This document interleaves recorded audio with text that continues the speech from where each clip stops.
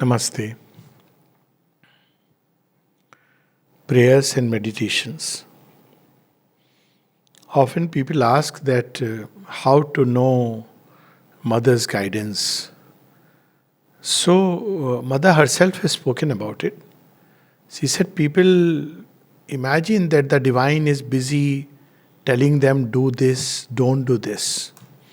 So, when we speak about guidance, we straightaway think about some external action or a step to be taken, not to be taken. And no doubt, guidance does operate there, but she says the most important thing is not that, but the attitude with which we take things. The same circumstances. For instance, somebody wants to lead a life in the ashram. It may be done with the highest attitude that I want to really serve her, love her, know her to serve her better. Or it may be taken from the normal mundane attitude that life is comfortable, it's a nice place, we can just live here and everything is provided. One may run away from the challenges of life. So many things, same action. So from the yogic standpoint, repeatedly Mother and Sri Aurobindo remind us. In fact, there is one of those statements which you will find exactly the same words in Sri Aurobindo's collected works and the Mother's collected works. It comes under both. So it is from the standpoint of yoga, what you do is less important than how you do it and with what consciousness you do it. From the standpoint of yoga. So, of course, this is a general rule. It doesn't mean we murder somebody and say that, my attitude was nice. Actually, attitude cannot be right, incidentally. If I am doing it for anything personal gain, selfish interest, it cannot be right. But yes, if you look at outwardly, Rama killed Vali and Arjuna engaged in a whole war, gory war. What about people on the other side? What were they doing there also? You may be on this side or that side, it doesn't matter. It's your attitude which is important. So attitude is so important. In yoga, primarily it is that. So before even we talk about Mother's guidance, and some people straight away take that Mother is asking me to do this, asking me to do that. That has never been Mother's ways. If we really look at Mother's life and the letters of sadhaks, very rarely she will say, do this, don't do this. Generally it is, she will reveal to us a kind of truth behind it. And then she will tell us that, this leads to this leads to that. What should be our attitude? What should be our state? Because it all depends upon each one's individual development, unique needs, stage of growth, all this. So, but attitude is always in our hands. So this prayer of April 28th, 1914 teaches us the attitude we can have even in the midst of the darkest circumstances. April 28th, 1914, Thou art the master of the world. Thy law unfolds before us with precision.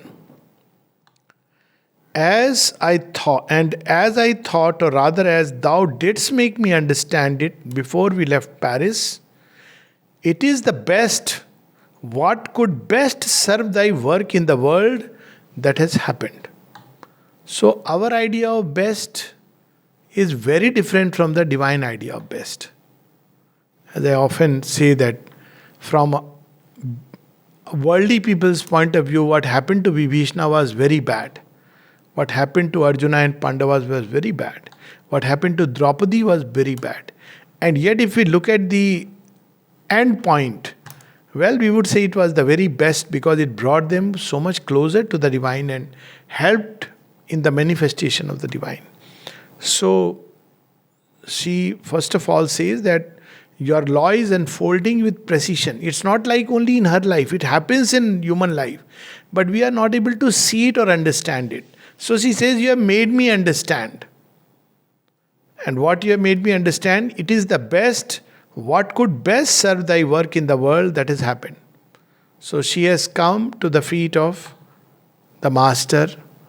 And so whatever may have happened in life, which has led you to this point, can only be termed as the very best because it has brought you there.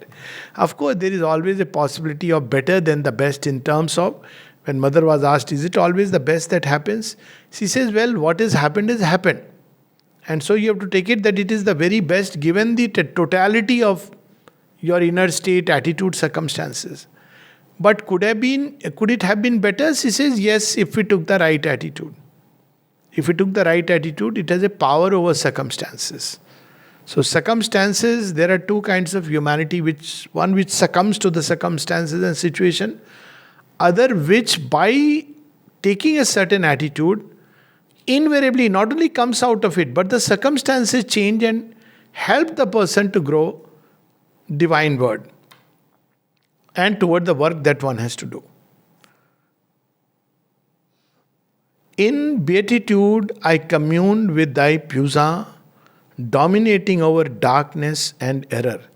This is a time when the rumblings of First World War have started.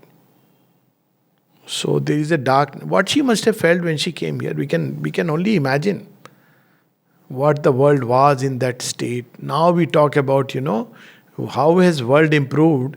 Just go back to 1914, 1920, and then look today.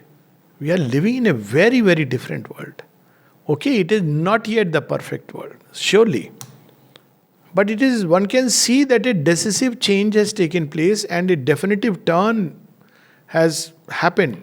Something has happened in the consciousness of humanity, that one can see. So, imperialism that time. People were being killed, massacred, hanged by governments. Not the Taliban government. Taliban government, much worse must be happening, of which people had no idea what is happening in the Islamic world. Because there was nobody to report. But in India, by the British government, the impeccable, well-mannered, well-behaved, see all the books of manners we read from there. What was happening? People were being hanged. If you have seen those images of Khudiram Bose, Jallianwala massacre, all this was happening. And there was no voice raised, there were no human rights, there was nothing like, the world unites against some kind of atrocity. Nothing like that. Theft, dacoity, all these were ways of life to which people had just accepted. The condition of women. Today, they can come, they can listen, they can travel. None of this was there. And many things I have myself seen, I'm sure many people have seen, the change that has taken place in the last 30, 40 years. You just couldn't travel without always feeling that something amiss may happen. That was the state of affairs. So ways of life have changed. So there is much darkness and error, and she says, in beatitude I communed with thy puissance, dominating over darkness and error, shining like a marvellous and eternal dawn above the mud of hypocritical force and its apparent success. Hypocritical force. A force that shows and claims what it is not. So she sees that above that there is a greater truth which is dawning upon mankind. So what do we learn from here? Very simply, that regardless of appearances, we must always have faith in the dawn, in that light of truth and its ultimate victory. When Mother was asked what should be taught to children, she says the certitude of truth's final victory. Satyamev Jayate. This should be taught to children, regardless of anything and everything. Of course, that truth is not necessarily the way we understand truth, but the truth of our destiny, the truth of our soul, the truth of God's will in us will triumph regardless of anything. So she is communing with that puissance instead of focusing on the mud. When Sri Aurobindo would be asked, by disciples that I'm having this difficulty, that problem. So he says that tell yourself, I'm not this struggling creature. This is the method in the Upanishad. I am that.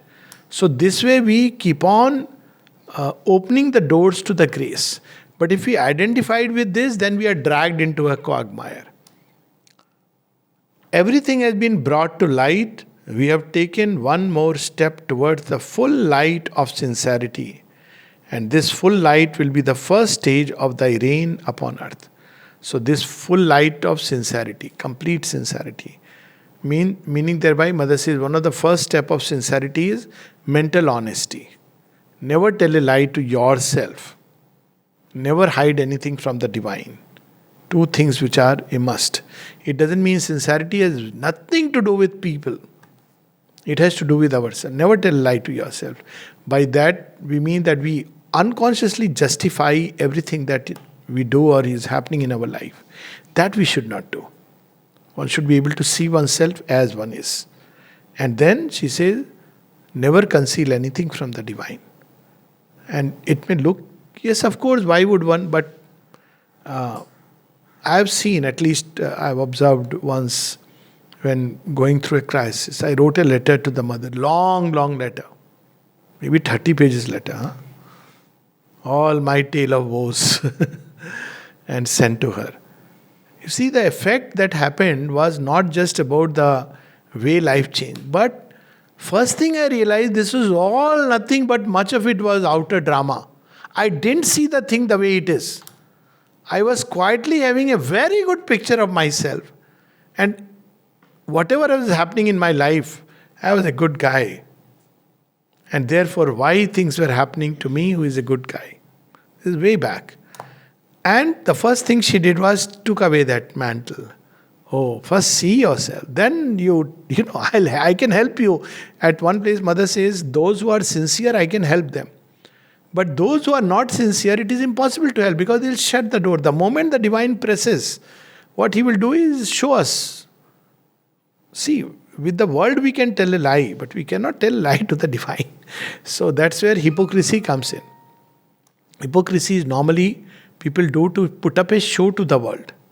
It's not good. Be what you are. Of course, you should be decent. You don't have to tell all that is happening in your life to the world because it will be definitely misunderstood. Not chance, it will be 100% misunderstood. But when it comes to divine, tell him absolutely raw and the way it is. If there is a anger issue, tell the divine, I get anger and irritated by the smallest thing. Instead we say, Mother, what can I do in my life? There is this person who makes me angry. Now that is insincerity. But when we say, Mother, I am prone to anger, pretext or no pretext, slightest provocation makes me angry. Similarly, when we pray to the divine, go and say, Mother, this corona, why have you sent this corona? Get us rid of this corona. We should say, Mother, get us rid of the fear. Give us true knowledge about the play. As Sri Aurobindo says in, Semitics, olden times, medieval ascetics blamed women for their fall. And Sri Aurobindo says, I would rather think more nobly of women as well as God. As if women were created to tempt men. You see, you will read that. Oh, this Apsara came and she caused my downfall. No, sir. You are responsible, if at all. But everything can be made a passage toward the divine. That's a different part. But this tendency to automatically justify, it's almost automatic in human nature. That's why he says, first thing is sincerity. Mother goes on to say, if you are not sincere and wanting to become more and more sincere, don't take up yoga. Because yoga will lay bare everything inside. All the good images and everything. So she says the full light of sincerity has dawned. Must be something in her life about which it's not even important to know. But look at the Divine Mother at that stage of realization. That's what is important. We often think somebody has experienced, realized, one has become sincere. It's one of the rarest virtues. It means to be completely transparent before the divine. Again, it is in reference to divine. It has nothing to do with anyone. But certainly show and sham are not good. Because show and sham is toward the world. But you are trying to conceal something, show something, that is also not good. But with regard to divine, just to be transparent. O thou, so first stage of the reign upon earth is sincerity. And that's what we see happening today, even in the war. What is war bringing out? All the hypocrisy. Hypocrisy of the, United Nations, hypocrisy of the mighty nations, hypocrisy of the West, hypocrisy of the East. Everything is being laid bare. At one place, Mother gave this message: men, countries, continents, choice, the choice is imperative, truth or the abyss. Then she said, men are so insincere in their international dealings. These are her words. So now we are being compelled to become sincere, because now you can't hide. It is becoming too much in the open. For instance, people say that the war should stop. But if you see all the time, both sides, everything is being done to prolong the war and continue it. If we take a close look, we'll see those who are saying champions of unity and freedom and war should stop are actually doing things which will only fan the flames. Whether you support this side or that side, you are actually ultimately flaming the fuels of the war, blaming this, that, not looking into oneself, that am I also responsible and to what extent. So, Kali is dancing over the human head to make us sincere in our international dealings.